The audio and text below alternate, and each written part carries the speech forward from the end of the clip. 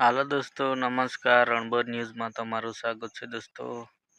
તો આપણે છેતરબાઈ વસાવા ગાંધીનગર ખાતે ગયા હતા. તો શું વાત કરી મીડિયા સામે, તો એ વિડીયો આપણે જવાના છે, સાંભળવાના છે. તો વિડીયોમાં બન્યા રહેજો દોસ્તો. હવે વિડીયો આપણે જોઈ લઈએ.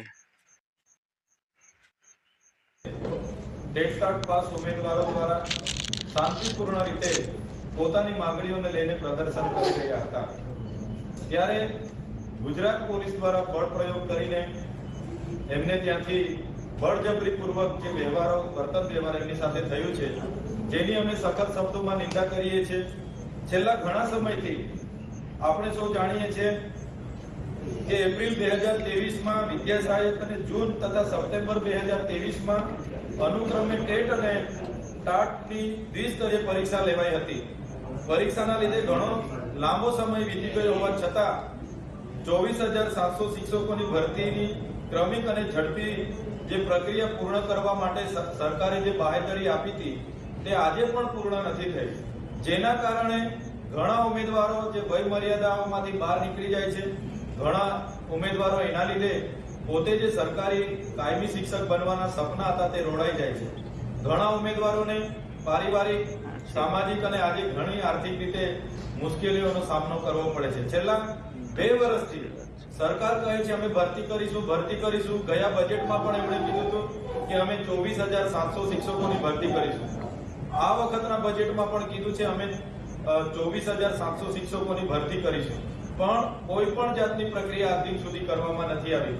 મને યાદ છે ત્યાં સુધી 16/1/2025 ના રોજ શિક્ષણ મંત્રીએ જાહેર મંચ પરથી જાહેરાત કરી હતી કે 1 મહિનાની અંદર જ અમે 24,700 શિક્ષકોની ભરતી કરવા જઈ રહ્યા છીએ, જેને પણ આજે 40 દિવસ થયા પણ એક પણ શિક્ષકની ભરતી નથી થઈ, જેના લીધે આજે ટેટ પાસના ઉમેદવારો ગાંધીનગર ખાતે પ્રદર્શન કરી રહ્યા હતા અને સરકારના હિસાબે પોલીસે બળ પ્રયોગ કર્યો છે, જેની અમે નિંદા કરીએ છીએ. જે પ્રકારે આપણે ભણશે ગુજરાત, આગળ વધશે ગુજરાતની વાતો કરીએ છીએ, વિશ્વગુરુ બનવાની વાતો કરીએ છીએ, પણ ગ્રાઉન્ડ પર જે સરકારી શાળાઓ છે, આજે દરેક શાળાઓમાં શિક્ષકોની ખૂબ મોટા પ્રમાણમાં ઘટ છે. આદિવાસી વિસ્તારો હોય કે મારો પોતાના જિલ્લો, મારા જિલ્લામાં 93 શાળાઓ એક શિક્ષકથી ચાલે છે. દાહોદમાં 108 શાળાઓ એક શિક્ષકથી ચાલે છે. છોટાઉદેપુરમાં 100 થી વધારે શાળાઓ એક શિક્ષકથી ચાલે છે.